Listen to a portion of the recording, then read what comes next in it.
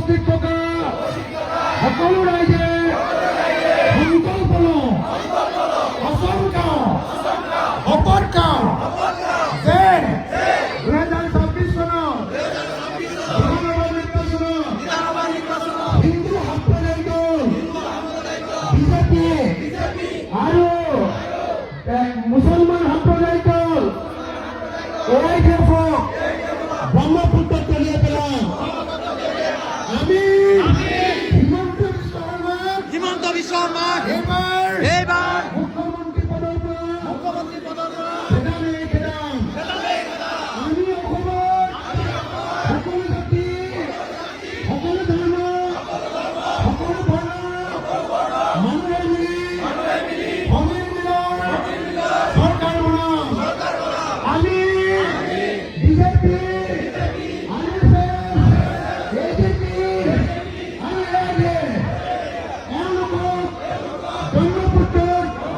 দলিয়াই দিব নোৱাৰালৈকে শান্ত নহওঁ।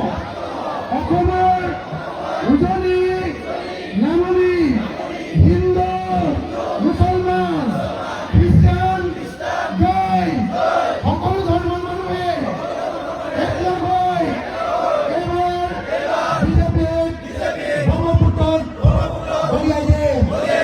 এইবাৰ যিকোনো প্ৰকাৰে বিজেপিক আমি অসমৰ পৰা বাহিৰ কৰি দিমেই দিম। আজি আমি শপত লৈছোঁ বিজেপিক হটাবৰ কাৰণে আমি বিজেপিৰ বিৰুদ্ধে ভোট দিম। আমি কংগ্ৰেছৰ বিৰুদ্ধে অসম গণ পৰিষদৰ বিৰুদ্ধে ভোট দিম। আমি অসম গণ পৰিষদৰ বিৰুদ্ধে ভোট দিম। আমি AIDFৰ বিৰুদ্ধে ভোট দিম।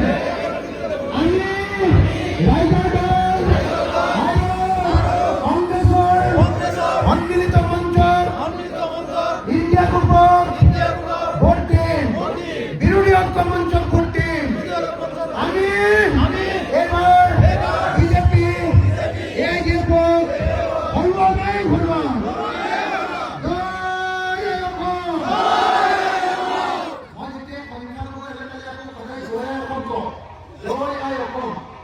যি অসমত আছো সেই অসমৰ জয় হ'ব।